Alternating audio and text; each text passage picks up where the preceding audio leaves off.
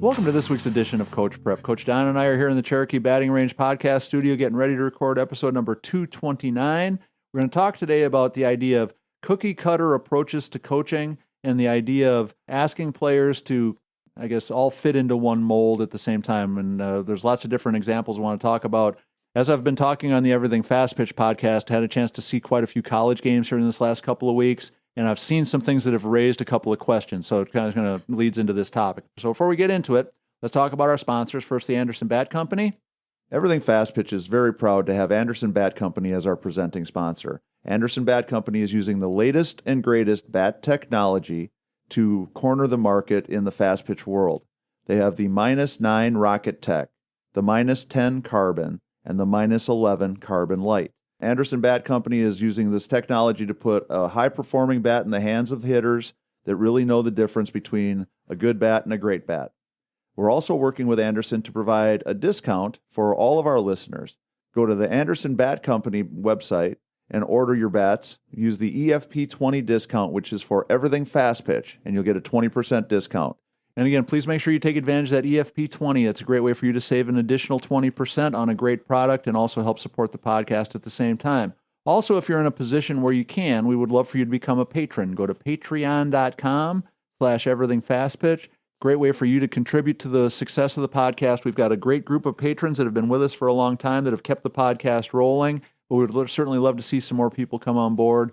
So if you're in a position where you can afford to help us, please go to patreon.com/everythingfastpitch. So Don, one of my questions, talking to and watching some of the college kids that I've been going out to see, because I've had the good fortune now of the opportunity to see 5 or 6 kids that I've worked with in the past playing with their college teams. And one of the kids that I talked to was, I don't want to say complaining, but really just kind of, I guess, asking an opinion because her coaches feel like there's certain things that all players should do exactly the same. And her, I guess, history with me as a hitting instructor and her knowing my history as a college coach, she knows that everything that we've done is take where she's at, take what she's good at and exaggerate what she's good at and keep building on what she's good at. And was never about her looking like her sister or her looking like anybody else that I've ever worked with. And I think that her frustration now is because some of what they're asking her to do is not gigantically different, but it's just different enough that it's planting seeds of doubt in her mind.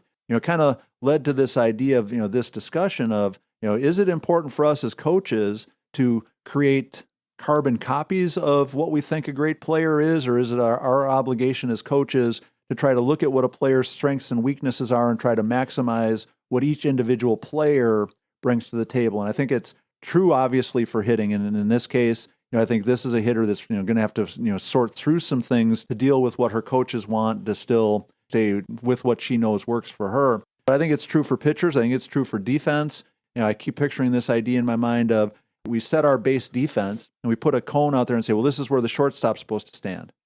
Well, if your shortstop is 5'8" and 130 pounds of fast twitch, super quick, can do a whole lot of stuff, and then your backup shortstop is 5'2", looks like an Oompa Loompa, and doesn't have the same range or the same athletic ability or whatever, are we setting ourselves up for failure by asking 2 players that are really different to do exactly the same thing? So just wanted to throw that out there for discussion and see where it leads. No, I think that's exciting, Tori, and that's something I think we often hear when we're working with a new student we'll talk about is that we're trying to figure out what their strengths and weaknesses are so that we can help them optimize their opportunity to do well out on the field. And, some of them, like you said, have long arms and legs and maybe a stronger arm and maybe a little quicker a foot. So we are going to position them in a way that's going to allow them to be the most successful because, if we've got a runner on first base, there's a chance that they might steal. So it is important for us to be shaded a little bit differently if we're super quick and anticipate well, or if we, don't have quite the same range. Yeah, the slow girl might need to be 5 feet closer to second base. Absolutely. Yeah. And the same thing, like you said, for hitting. I mean, we've got kids that are so anxious to hit that they're pulling everything. Or we've got kids that don't have quite the same bat speed and, they seem to struggle to get to the contact point. So we are going to make different adjustments for each and continue to train to do better, to get where we want to be on all those things. But, we need to customize things to the abilities and the strengths and weaknesses of all of our players, Right. rather than the cookie those, cutter, like you said. Right, and those things can change from at bat to at bat, from pitcher to pitcher, from game to game, from day to day. One of the most insightful things I heard many, many years ago, talking about hitters making adjustments, and a coach that we all respect greatly, Coach Candrea, was speaking at a NFCA convention, talked about the fact that, well, the batter's box is 7 feet long and 3 feet wide for a reason.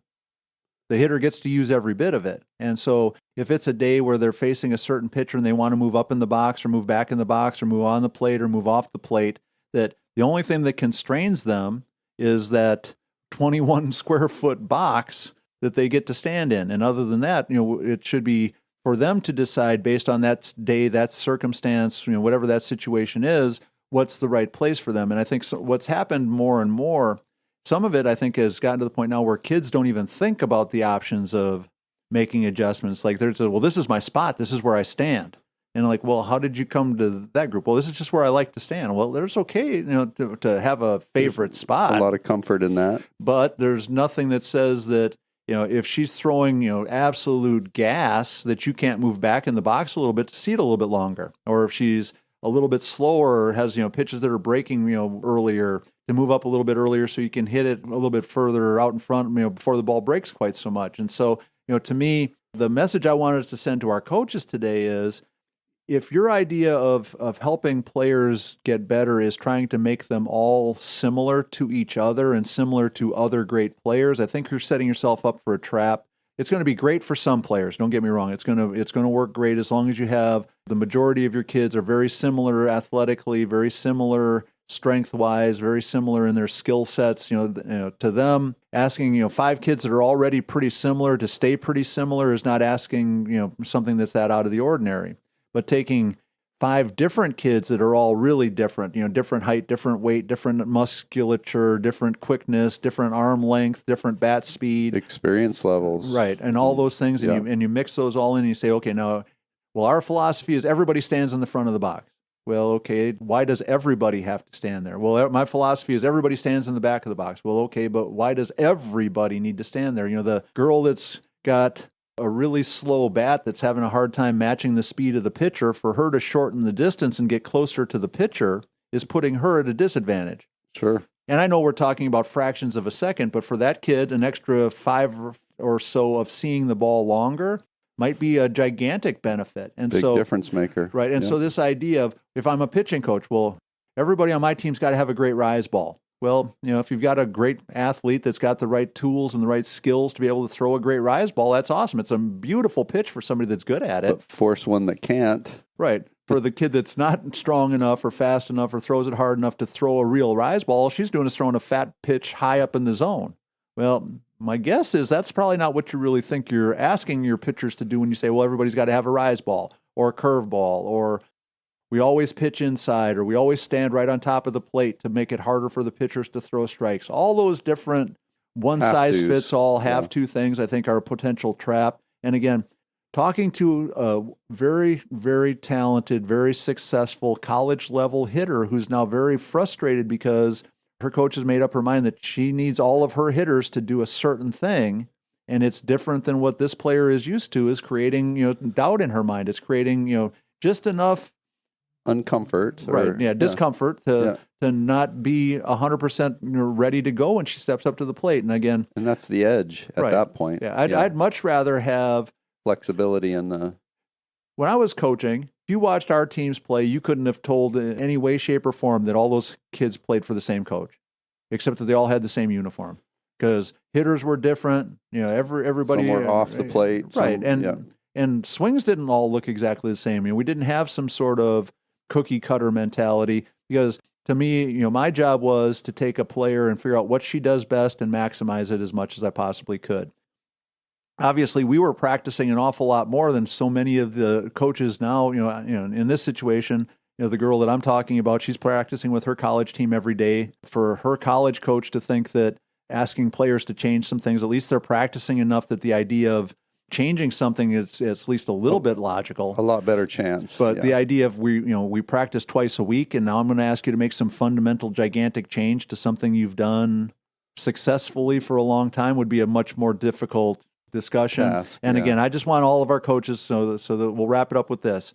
Make sure you're looking at the strengths and weaknesses of each player and tailoring what you're doing to what those are. If you're trying to make every player look exactly the same when they don't start off looking exactly the same, I think we're headed for a little bit of disappointment, a little bit of struggle. I think exactly when you're saying too, like if we're not in that college setting where we have access to them every single day, it's going to be a tough fix, right? Right. Or a tough change. Yeah. And again, because you and I both spend time trying to help kids break bad habits, right? A habit doesn't change in a couple of swings, or I'm going to tell you to do this, so you should do it automatically when you walk up to the plate kind of thing isn't really ever going to change any of those habits. It's just going to create more issues and more problems. Yeah. And so understand what we're after. Make sure we're trying to maximize our players' strengths. Obviously, we want to try to minimize their weaknesses, but to my way of thinking, let's start off with making them feel really good about what they're good at first, and then let's circle back and try to fix some of the stuff that they're not so good at second. Make subtle changes. Yeah.